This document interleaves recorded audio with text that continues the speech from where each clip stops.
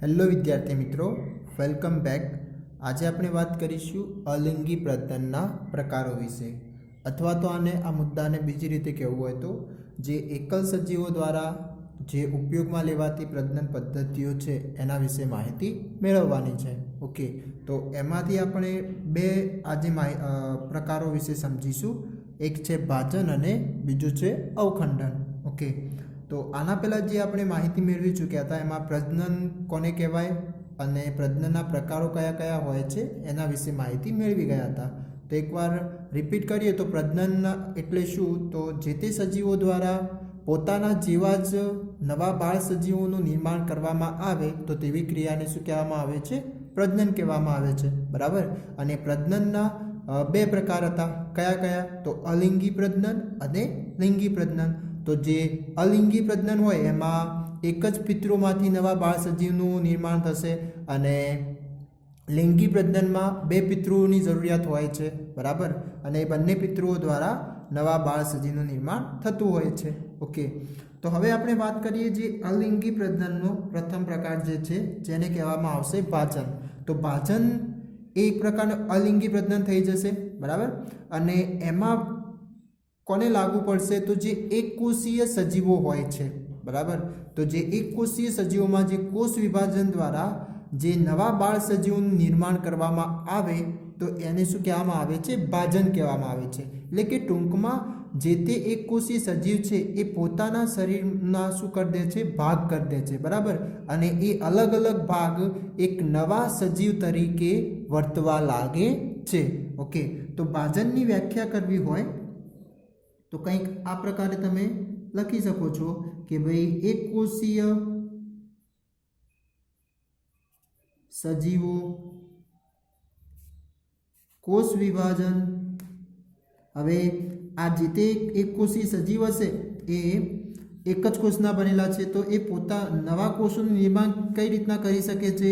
તો કોષ વિભાજન દ્વારા કરી શકે છે. બરાબર. તો કોષ વિભાજન દ્વારા નવા સજીવોનું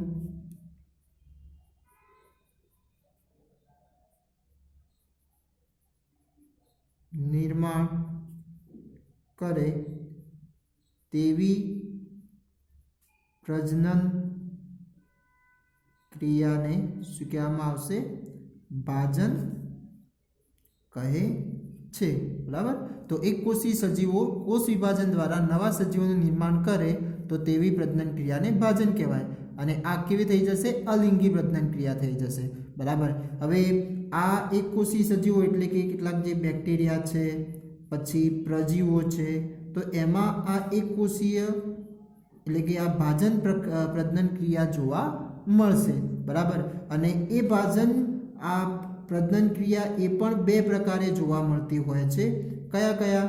તો એક થઈ જશે દ્વિભાજન અને બીજું થઈ જશે બહુભાજન. બરાબર. હવે તમે એમના શબ્દ પરથી પણ તમે અર્થ થોડો સમજી શકો છો કે ભાઈ દ્વિભાજન એટલે દ્વિ એટલે બે અને ભાજન એટલે ભાગ થવા. બરાબર. તો જે તે એકકોષી સજીવના શું કરવા? બે સરખા ભાગ થતા હોય. બરાબર. બે સરખા ભાગોમાં વિભાજન થતું હોય એ સજીવ શરીરનું તો એને શું કહેવામાં આવશે? દ્વિભાજન. અને બહુભાજન એટલે કે બેથી વધારે ભાગ થતા હોય. ઓકે, તો એમને એવા ભાજનને શું કહેવામાં આવશે? બહુભાજન કહેવામાં આવશે. ઓકે, તો ચલો સૌપ્રથમ આપણે સમજીએ દ્વિભાજન વિશે કે ભાઈ દ્વિભાજન કોને કહેવામાં આવે? તો દ્વિભાજન એટલે કે જે તે એકકોષીય સજીવ દ્વારા એકકોષીય સજીવો દ્વારા જે કોષ વિભાજન દરમિયાન શું થતું હોય? બે સરખા ભાગોમાં વિભાજન થાય અથવા તો વિભાજન થતું હોય તો તેને શું કહેવામાં આવશે? દ્વિભાજન કહેવામાં આવશે. બરાબર. કારણ કે અહીંયા દ્વિ એટલે બે સરખા ભાગ થવા. ઓકે, તો હવે આવું જે દ્વિભાજન થતું હોય અથવા તો એનું ઉદાહરણ લઈએ આપણે તો એનું સામાન્ય ઉદાહરણ થઈ જશે અમીબા. આપણને ખબર છે કે ભાઈ અમીબા એ કેવું છે? એકકોષીય સજીવ છે. તો અમીબામાં એ દ્વિભાજન જોવા મળશે। તો એ કઈ રીતના, તો ચલો આકૃતિ દ્વારા એને સમજીએ। તો આપણને ખબર છે કે અમીબાનો કોઈ ચોક્કસ આકાર હોતો નથી, બરાબર। તો હવે અમીબામાં જ્યારે કોષ એટલે કે એમનું દ્વિભાજન થશે તો દ્વિભાજન થવા માટે સૌપ્રથમ કોષ વિભાજન થવું જોઈએ, ઓકે। તો કોષ વિભાજનમાં મુખ્યત્વે જવાબદાર ઘટક કોણ હોય છે, તો કોષ કેન્દ્ર હોય છે, બરાબર। તો સૌપ્રથમ આ પ્રજનન ક્રિયામાં કોષ કેન્દ્રનું વિભાજન થવાનું શરૂઆત થશે, ઓકે। કારણ કે એના અંદર જે રંગસૂત્રો રહેલા હોય છે, બરાબર, એમના દ્વારા શું થતું હોય છે, નવા એટલે કે એમના દ્વારા એ પ્રજનન ક્રિયા માટે જવાબદાર હોય છે, ઓકે। તો હવે અહીંયા આ અમીબાનું ધીરે ધીરે સૌપ્રથમ એના કોષ કેન્દ્રનું શું થશે, કોષ કેન્દ્રનું વિભાજન થવાનું શરૂઆત થશે, એટલે કે બે કોષ કેન્દ્ર નિર્માણ થવાનું શરૂઆત થઈ જશે, બરાબર। તો ધીરે ધીરે એના અંદર રહેલું આ કોષ રસ, ઓકે। તો ધીરે ધીરે એ શું થશે, હવે એકદમ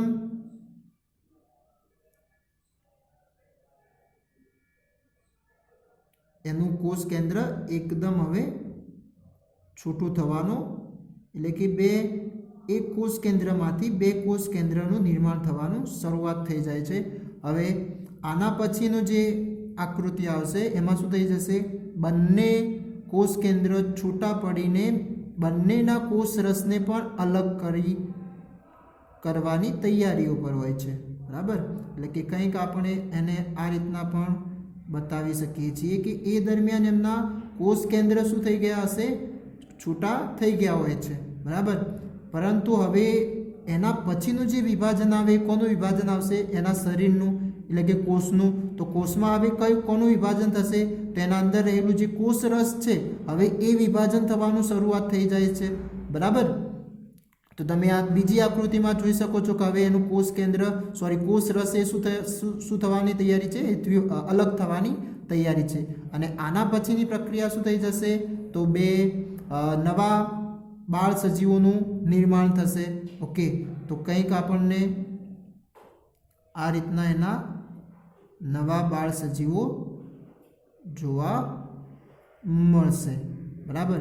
અને આ ફૂલ્લી કોના જેવા જોવા હશે, એની જે લક્ષણો હોય છે, એના દેખાવ હોય છે એ સૌ જે પિતૃ અમીબા હોય છે એના જેવા જોવા મળશે। આ પિતૃ અમીબા અને આ બાળ સજીવો એટલે કે બાળ અમીબા, ઓકે।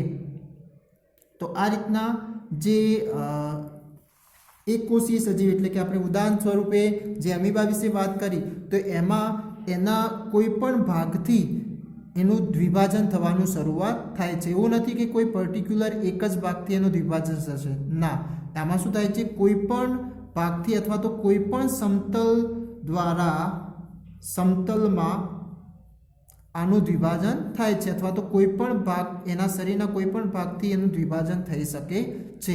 પરંતુ અહીંયા બીજો એક કોષીય સજીવ છે જેનું નામ છે લેશમાનિયા। શું? લેશમાનિયા।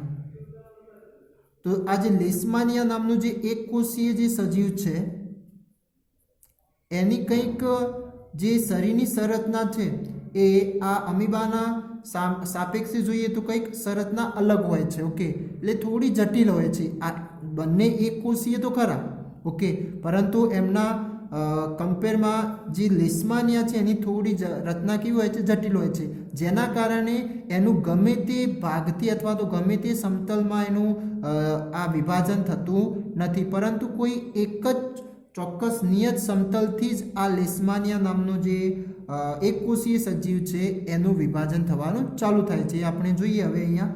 અને આ જે લેશમાનિયા છે એ એક રોગકારક છે, અને કોનો રોગકારક છે, તો કાલા અઝાર નામનો જે રોગ છે એનો આ રોગકારક છે, એટલે કે એ રોગ માટે જવાબદાર સજીવ છે, ઓકે। તો આ ટૂંકમાં પણ પૂછાઈ શકે તો આ યાદ રાખવું કે કાલા અઝાર રોગનો રોગકારકનું નામ શું, તો લેશમાનિયા, ઓકે। તો આ લેશમાનિયાની હવે આપણે એનું દ્વિભાજન જોઈએ તો એ કઈ રીતના થશે, तो एनी जे आकृति है अथवा तो ये सजीवनी रचना कंईक आ प्रकारे छे।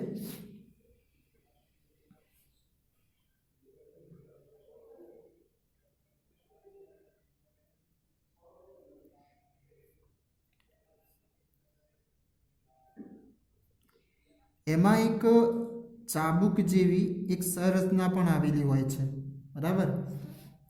जे शुं छे, एक चाबुक जेवी सूक्ष्म संरचना पण एना शरीर पर जोवा एटले के कोष परथी निकळती जोवा मळती होय छे, बराबर। तो आ थई जशे लेशमानिया सजीव शरीरनी संरचना। ओके, आना अंदर एमनुं कोष रस पण हशे, ठीक छे।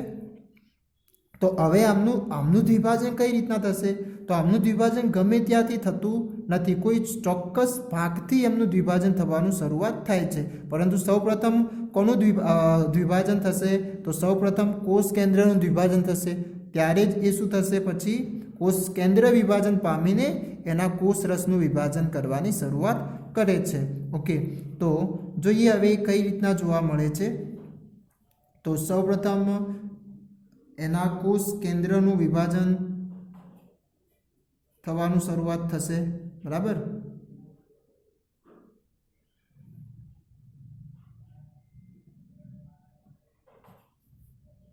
तो ये कोष केंद्रनुं विभाजन थशे तो कंईक आपणने आ रीतना जोवा मळशे, बराबर।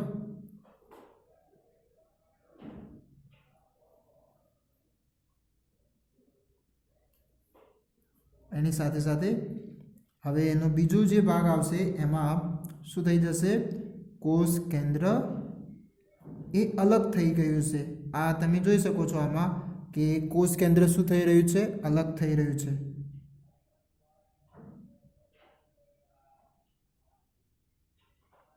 एकमांथी बे नवा कोष केंद्रो बनी रह्या छे, बराबर। हवे जे तीजी आकृति आपणे कंईक आ रीतना बतावीशुं।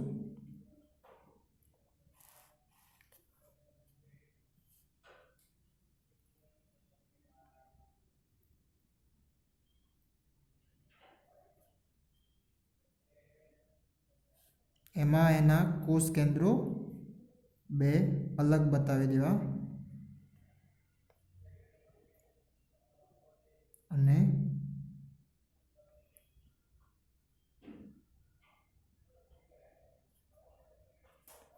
पछी एमनुं जे कोष रसनुं जे विभाजन थाय छे ए कंईक एक चोक्कस भागथी थतुं जोवा मळशे। एटले के कंईक आ रीतना एमनी आकृति दोरी दઈએ पहेला।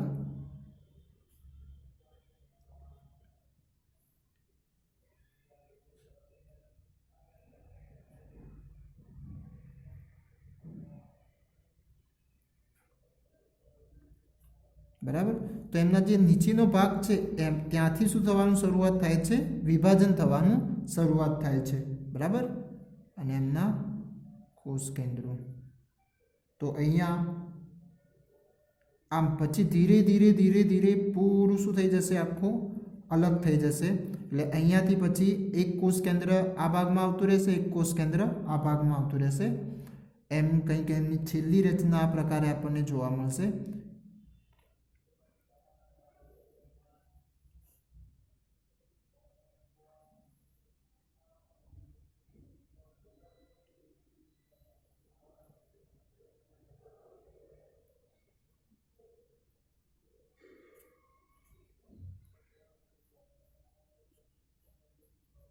बराबर। अने आम छेल्ले पछी आ बंने शुं थई जशे, एकबीजाथी अलग थई जशे। ओके, तो आम आ रीतना लेशमानियामां द्विभाजन जोवा मळशे। तो कोई एक चोक्कस समतल अथवा तो नियत समतलमां ज एमनुं विभाजन थतुं जोवा मळे छे। एवुं नथी के अमीबा जेवुं अहींया पण अलग कोई पण भागथी जोवा मळशे, ना, ठीक है। तो आ टूंकमां पण पूछाई सके। तो आ याद राखो कि भाई अमीबामां कोईपण समतल अथवा तो कोईपण भागथी एनुं ए सजीव एक कोषनुं विभाजन थई शके छे। ओके, परंतु अहींया ज्यारे कोष केंद्र विभाजन पामीने एना नीचेना भागथी शरूआत थाय छे विभाजन थवानी, बराबर। आमां एमनुं कोष रस पण आ रीतना बतावी देवुं। ઠીક છે, તો આ વાત હતી અહીંયા દ્વિભાજન વિશે કે ભાઈ દ્વિભાજન કોને કહેવાય, ભાજન વિશેની, ભાજન અલિંગી પ્રજનન વિશેની માહિતી હતી કે ભાઈ ભાજન એટલે કે જે તે એકકોષી સજીવો છે એમના કોષ વિભાજન દ્વારા નવા સજીવોનું જે નિર્માણ કરે એમને કહેવામાં આવે ભાજન, બરાબર. અને આ ભાજનના પણ કોના અંદર, તો એકકોષી સજીવો જેવા કે બેક્ટેરિયા છે, પ્રજીવો છે એમાં જોવા મળશે, બરાબર. કારણ કે એમની જે સંરચના હોય છે એ સરળ હોય છે, ઓકે, અને એમાં સરળ પદ્ધતિ દ્વારા એ વિભાજન કરી શકે છે, ઓકે, એટલે કે એ છે ભાજન પ્રક્રિયા. તો ભાજનના બે પ્રકાર, એટલે કે બે પ્રકારે અહીંયા આપણે સમજવાનું છે, દ્વિભાજન અને બહુભાજન, ઓકે. તો દ્વિભાજન કોને કહેવામાં આવે, તો જે તે એકકોષી સજીવ બે સરખા ભાગોમાં વિભાજન કરતું હોય એને શું કહેવામાં આવશે, દ્વિભાજન કહેવામાં આવશે. અને એના ઉદાહરણ તરીકે વાત કરીએ તો અમીબાનું, ઓકે. તો અમીબામાં દ્વિભાજન એટલે કે સૌપ્રથમ કોષ વિભાજન થઈને કોષ કેન્દ્ર વિભાજન પામે છે. કોષ કેન્દ્ર વિભાજન પામે ત્યારબાદ કોષ રસનું વિભાજન થાય છે અને કોષ રસ ફૂલ્લી વિભાજન થઈ જશે ત્યારબાદ નવા બાળ અમીબાનું નિર્માણ થાય છે. અને એ દેખાવમાં એ એમના લક્ષણો બધા જ કોના હોય છે, એમના પિતૃ અમીબા જેવા જોવા મળશે. કોઈ વધારાનું નવું લક્ષણ એમાં જોવા મળશે નહીં, ઓકે. તો એ કોઈ પણ સમતલ અથવા કોઈ પણ ભાગમાં વિભાજન થઈ શકે છે. બીજું છે એક ઉદાહરણ લેશમાનિયા. તો લેશમાનિયા પણ એક એકકોષીય સજીવ છે, ઓકે, પરંતુ એની શારીરિક જે સંરચના છે એ અમીબા કરતાં કેવી છે, અલગ છે, ઓકે. તો હવે એવી અલગ કઈ રીતના, કારણ કે એ જે કોષના એક છેડે શું જોવા મળે છે, આ ચાબુક જેવી સંરચના જોવા મળે છે, સૂક્ષ્મ સંરચના, ચાબુક જેવી સૂક્ષ્મ સંરચના આપણને જોવા મળે છે, બરાબર. અને એને અનુરૂપ જે એનું જે વિભાજન થાય છે અથવા તો જે દ્વિભાજન થાય છે એ ચોક્કસ સમતલમાં થાય છે અથવા નિયત સમતલમાં થાય છે. અને તમે જોઈ શકો અહીંયા આ ચોથી ફિગરમાં કે ભાઈ આકૃતિમાં કે એનું જે વિભાજન છે નીચેના ભાગથી જ એનું કોષરસનું દ્વિભાજન થવાનું શરૂઆત થશે, ઓકે. તો આ વાત હતી અહીંયા વિભાજન વિશે, ઓકે, અને એમના બે ઉદાહરણ. હવે આપણે વાત કરીએ બહુભાજન, કે ભાઈ જે બહુભાજન કઈ રીતના જોવા મળશે. તો બહુભાજન એટલે મેં એનો અર્થ તમને આગળ વાત કરી કે બહુભાજન એટલે કે જે તે એકકોષી સજીવ હશે એ શું કરે છે, બાળકોષોનું એકથી વધારે ભાગમાં વિભાજન કરશે, તો એને શું કહેવામાં આવશે, બહુભાજન તરીકે ઓળખવામાં આવશે, બરાબર. તો જે તે એકકોષીય સજીવ હશે,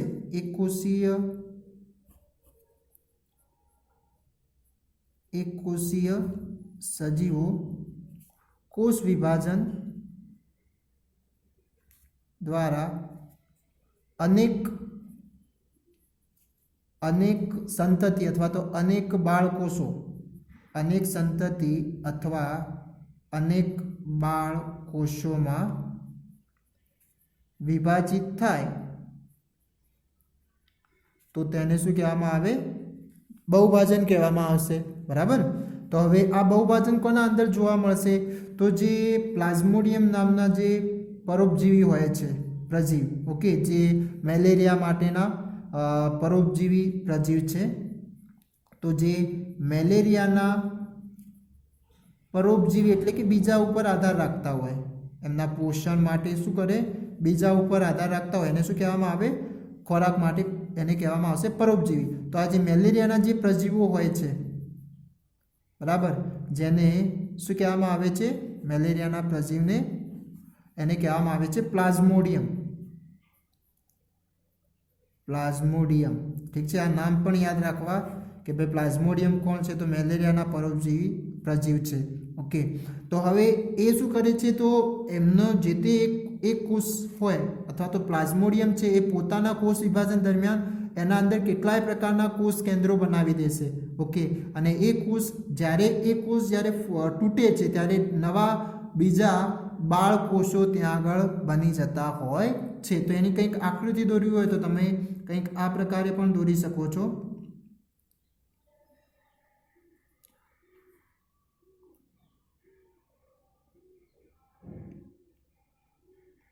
કે જે એમના કોષ કેન્દ્રો હોય એ કોષ કેન્દ્રનું અનેક કોષ કેન્દ્રોમાં વિભાજન થતું હોય છે, બરાબર. તો એમના અંદર એવા કેટલાય નવા બાળ પ્લાઝ્મોડિયમ બની જતા હોય છે, બરાબર, આ રીતના. એટલે આ અહીંયા તમે જોઈ શકો કે એકદમ વધારે બાળ કોષોનું નિર્માણ કરતા હોય છે. માટે આવા વિભાજનને શું કહેવામાં આવશે? તો બહુભાજન તરીકે ઓળખવામાં આવશે. તો આ થઈ જશે પ્લાઝ્મોડિયમનું બહુભાજન. ઓકે, તેમના પિતૃ સજીવમાંથી અનેક સંતતિનું નિર્માણ થતું હોવાથી એમને શું કહેવામાં આવે છે? બહુભાજન તરીકે ઓળખવામાં આવે છે. તો આ વાત હતી ભાજન માટે કે ભાઈ ભાજન જે અલિંગી પ્રજનન છે તો એમાં એક દ્વિભાજન આવશે અને બીજું આવશે બહુભાજન. ઓકે, અને હવે આપણે વાત કરીએ અલિંગી પ્રજનનમાં બીજું કયું? અવખંડન. તો અવખંડન કોને કહેવામાં આવશે? તો વિદ્યાર્થી મિત્રો, તમે જે સ્થિર પાણી હોય, જ્યાં આગળ મોટા જથ્થામાં સ્થિર પાણી સંગ્રહાયેલું હોય, જેમ કે તળાવ છે, સરોવર છે, તો ત્યાં પાણીની અંદર આપણે લીલા રંગની એક તંતુઓ જેવી રચનાઓ જોતા હોઈએ છીએ અને જેને આપણે શું કહીએ છીએ? લીલ કહેતા હોઈએ છીએ, બરાબર. તો એ જે લીલ છે એ એક બહુકોષી સજીવ થઈ જશે, બરાબર. અને એની સાથે સાથે એમના દ્વારા જે પ્રજનન થતું હોય છે એ કેવા પ્રકારનું હોય છે? તો અવખંડન હોય છે. ઓકે, હવે એ અવખંડન કઈ રીતના કરે છે એને આપણે વ્યાખ્યા દ્વારા સમજીએ. તો જે કેટલાક બહુકોષી સજીવો, શું? કેટલાક બહુકોષી સજીવો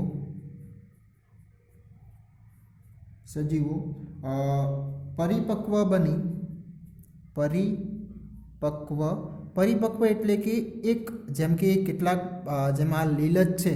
ઓકે, તો એ લીલ જ્યારે એમના બાળકોષો હશે, બરાબર, તો એ એટલે કે બાળ લીલ હશે તો એ વખતે એક સમય એમનો એવો આવશે જે પરિપક્વ થઈ જશે, એક એમની યુવાની આવી જશે, બરાબર.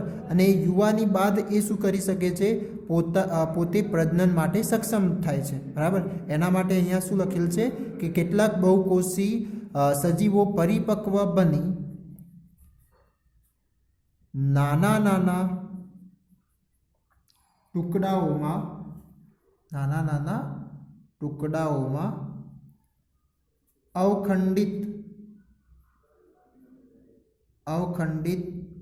ખંડિત થાય છે.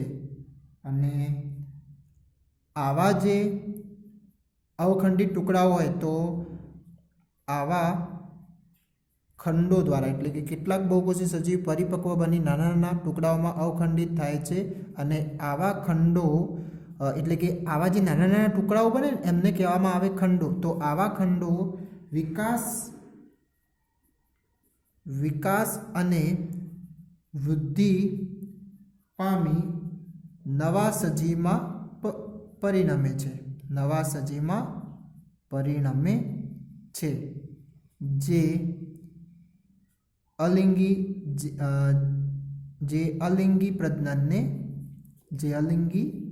પ્રજનનને શું કહેવામાં આવશે? અવખંડન કહે છે. તો એકવાર ફરીથી રિપીટ કરી લઈએ કે કેટલાક બહુકોષીય સજીવો પરિપક્વ બની નાના ટુકડાઓમાં અવખંડિત થાય છે અને આવા ખંડો શું કરશે? વિકાસ અથવા આવા નાના ટુકડાઓ વિકાસ અને વૃદ્ધિ પામી નવા સજીવોમાં પરિણમે છે. તો આવી અલિંગી પ્રજનનને શું કહેવામાં આવશે? અવખંડન કહેવામાં આવે છે. અને આ જે નાના ટુકડાઓ છે, નાના ટુકડાઓને શું કહેવામાં આવે છે? ખંડો તરીકે ઓળખાય છે. ખંડો તરીકે ઓળખવામાં આવે છે. તો હવે આનું ઉદાહરણ લઈએ તો એના ઉદાહરણમાં આવશે તંતુમય જે લીલ આપણને જોવા મળે છે, બરાબર. અને એ લીલને બીજા શબ્દમાં વાત કરીએ અથવા વૈજ્ઞાનિક શબ્દનો શું થશે? તો સ્પાયરોગાયરા, બરાબર. તો હવે આ કઈ રીતના અવખંડન પામે છે, એટલે કે નાના ટુકડાઓમાં કઈ રીતના એ જોવા મળે? તો એની આકૃતિ કંઈક આ રીતના તમે દોરી શકો છો કે હવે જે લીલની જે સંરચના છે એ કંઈક આપણને એ પણ એક બહુકોષી સજીવ છે, બરાબર. પરંતુ એમાં પેશીઓનો અભાવ હોય છે, જેના કારણે અહીંયા ઉલ્લેખ કર્યો કે ભાઈ કેટલીક બહુકોષી સજીવ, એવું નથી કે દરેક બહુકોષીય સજીવ આ અવખંડન કરી શકે. જો એવું થતું હોત તો મનુષ્ય પણ એક બહુકોષીય સજીવ છે, બરાબર, તો એના દ્વારા પણ શું થતું હોવું જોઈતું હતું, તો અવખંડન થતું હોવું જોઈએ, પરંતુ એવું જોવા મળતું નથી. હવે એની પણ આપણે માહિતી મેળવીશું, પરંતુ પહેલાં અહીંયા સમજી લઈએ આની આકૃતિ. તો આ એક સ્પાયરોગાયરા એટલે કે તંતુમય લીલની એક આપણી આ સંરચના થઈ જશે, જેમાં કંઈક આપણને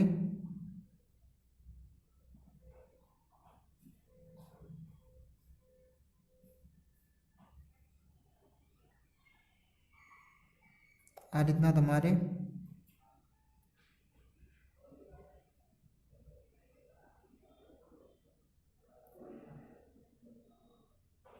બરાબર. હવે કોઈ એક અથવા તો એના આમ નાના નાના ટુકડાઓ થવા લાગશે.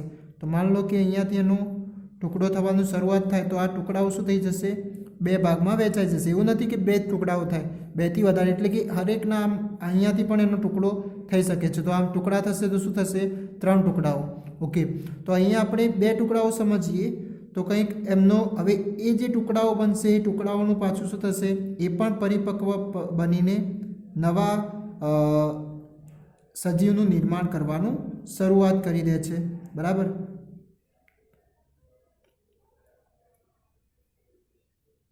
તો કંઈક આ રીતે આપણને એ બીજા ભાગને પણ જોવા મળશે.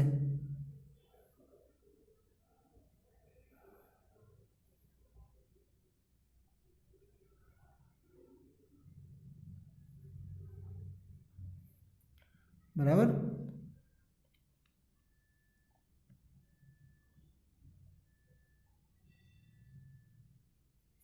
તો આમના આ જે નાના નાના ટુકડાઓ થયા એને શું કહેવામાં આવશે, ખંડો તરીકે ઓળખવામાં આવશે, બરાબર. આમાં રીતના તો આ થઈ જશે સ્પાયરોગાયરાની આકૃતિ. ઓકે, તો તમારે અવખંડન વિશે પૂછાય તો એની વ્યાખ્યા છે અને એની આકૃતિ કઈ રીતના દોરાય તો એ તમે હવે જોઈ શકો છો. ઓકે, તો હવે આ જે નાના નાના ટુકડા થયા એને શું કહેવામાં આવશે, ખંડો તરીકે ઓળખવામાં આવશે. ઠીક છે, એટલે કે આ રીતના જે નાના નાના ટુકડાઓમાં જે બહુકોષી સજીવો પોતાને વિભાજિત કરીને અને એ જે તે સજીવ પછી વૃદ્ધિ પામીને શું કરે છે, એક સજીવમાં નિર્માણ થાય છે, એને શું કહેવામાં આવશે, એવી પ્રજનન પ્રક્રિયાને અવખંડન તરીકે ઓળખવામાં આવશે. ઓકે, અને આ પણ એક પ્રકારની કેવી થઈ જશે, અલિંગી પ્રજનન પ્રક્રિયા થઈ જશે. ઓકે, હવે અહીંયા આપણો પ્રશ્ન એ આવે કે અહીંયા આપણે જોઈ શકીએ છીએ કે ભાઈ બહુકોષી કેટલાક બહુકોષી સજીવોમાં જ આ અવખંડન જોવા મળશે, પરંતુ હવે જે મનુષ્ય છે, પ્રાણીઓ છે, પક્ષીઓ છે, તો એમાં આપણને આ રીતનું જોવા મળશે નહીં. ઓકે, તો હવે એવું કેમ હોય છે, તો આપણને ખબર છે કે ભાઈ હવે આમાં જે પેશીઓનો અભાવ હોય, હવે આપણને ખબર છે કે ચોક્કસ કાર્ય કરવા માટે આપણા સજીવ શરીરમાં શું હોય છે, એટલે કે બહુકોષી સજીવોમાં પેશીનું નિર્માણ થતું હોય છે, અને એ પેશી કોના દ્વારા બનતી હોય છે, તો એ પેશી કોષો દ્વારા બનતી હોય. એટલે કે કોષોના સમૂહને શું કહેવામાં આવે, કોષોનો સમૂહ જ્યારે કોઈ ચોક્કસ કાર્ય માટે જોડાય તો એ શું બનાવે, પેશી બનાવે, બરાબર. પછી પેશીઓનો સમૂહ શાનું નિર્માણ કરતો હોય છે, જે તે અંગનું. ઓકે, અને અંગો ભેગા થઈને શું બનાવતું હોય છે, અંગ તંત્ર બનાવતું હોય, બરાબર. જેમ કે આપણા અંદર રુધિરાભિસરણ તંત્ર છે, પાચન તંત્ર છે, શ્વસન તંત્ર છે, તો એમના માટે અલગ અલગ અંગો જવાબદાર હોય છે. એ અંગો શાના બનેલા હોય છે, પેશીઓના. અને પેશીઓ જે કઈ રીતના બનતી હોય છે, તો ચોક્કસ કોષો જોડાઈને એક ચોક્કસ કાર્ય માટે સંકળાયેલા હોય છે, જે શાનું નિર્માણ કરતા હોય છે, પેશીનું, બરાબર. તો આના કારણે જે તે કોષો આવા જે બહુકોષીય સજીવોમાં રહેલા હોય છે એ દરેક આ રીતના કોષ વિભાજન કરવા માટે સક્ષમ હોતા નથી, અથવા તો અમુક સમય સુધી જ એ જે તે સજીવ શરીરની વૃદ્ધિ થતી હોય એ દરમિયાન એ જે તે ભાગ કોષ વિભાજન કરી શકે છે, પરંતુ જે પ્રજનન માટેનું એક ચોક્કસ એમનું તંત્ર આવેલું હોય છે, જેને આપણે શું કહીએ છીએ, પ્રજનન તંત્ર તરીકે ઓળખીએ છીએ. અને એ પ્રજનન તંત્ર દ્વારા જ જે તે બહુકોષીય સજીવનું નવા બાળ સજીવોનું નિર્માણ કરતા હોય છે. ઓકે, એવું નથી કે દરેક કોષ એમનો એ રીતના નવા બાળકોષોનું નિર્માણ કરશે. ઓકે, તો આમ અહીંયા કેટલાક બહુકોષી સજીવો દ્વારા જ અવખંડન આપણને જોવા મળશે. દરેક બહુકોષી સજીવમાં અવખંડન જોવા મળશે નહીં. અને એનું એક ઉદાહરણ છે અહીંયા સ્પાયરોગાયરા વિશે. ઓકે, તો આજે આપણે અહીંયા માહિતી સમજ્યા અલિંગી પ્રજનનમાં બે પ્રકાર, ભાજન અને અવખંડન. જે ભાજન કોને કહેવામાં આવે? તો જે કોષ વિભાજન દ્વારા જે નવા સજીવનું નિર્માણ થતું હોય, બરાબર, એટલે કે ભાગોમાં વિભાજન થતું હોય એને શું કહેવામાં આવશે? ભાજન કહેવામાં આવશે. અને એના પણ બે પ્રકાર, દ્વિભાજન અને બહુભાજન. દ્વિભાજન એટલે બે સરખા ભાગમાં વિભાજન થતું હોય અને દ્વિભાજન. અને બહુભાજન એટલે કે બેથી વધારે, એટલે કે એમાં ખૂબ જ અનેક સંતતિ અથવા અનેક બાળકોષો એક પિતૃમાંથી બનતા હોય છે. અને એનું ઉદાહરણ આપણે જોયું હતું પ્લાઝ્મોડિયમ, બરાબર. તો પ્લાઝ્મોડિયમ થઈ જશે મેલેરિયાનો પરોપજીવી. ઓકે, અને અહીંયા દ્વિભાજનમાં આપણે બે ઉદાહરણ જોયા હતા અમીબામાં. તો અમીબામાં કોઈ પણ સમતલ દ્વારા એનું વિભાજન થઈ શકે છે, દ્વિભાજન થઈ શકે છે. અને જે લેશમાનિયા નામનો જે એક કોષીય સજીવ છે એ જે કાલા અઝાર નામનો જે રોગ છે એના માટે જવાબદાર છે. અને એના અંદર એક ચાબુક જેવી સૂક્ષ્મ સંરચના આવેલી હોય છે. એટલે કે કેટલાક એકોષી સજીવ બીજાની સાપેક્ષે જટિલ પણ હોય છે. તો જેમાં કોઈ એક ચોક્કસ સમતલમાંથી અથવા ચોક્કસ ભાગથી જ એમનું જે તે પિતૃનું વિભાજન થવાનું શરૂઆત થતી હોય છે. ઓકે, તો અહીંયા આ માહિતી હતી ભાજન વિશે. અને અવખંડન એટલે કે ખંડન એટલે નાના નાના ખંડોમાં વિભાજિત થવું. ઓકે, તો કેટલાક બહુકોષી સજીવો પરિપક્વ બનીને જે નાના નાના ટુકડાઓમાં અવખંડિત થાય છે અને એ ખંડો બધા શું કરશે? વિકાસ અને વૃદ્ધિ પામીને સજીવમાં પરિણમે છે, નવા સજીવમાં પરિણમે છે. ઓકે, તો આવી અલિંગી પ્રજનન પ્રક્રિયાને અવખંડન તરીકે ઓળખીએ છીએ. અને એનું ઉદાહરણ થઈ જશે સ્પાયરોગાયરા. બરાબર, થેન્ક યુ.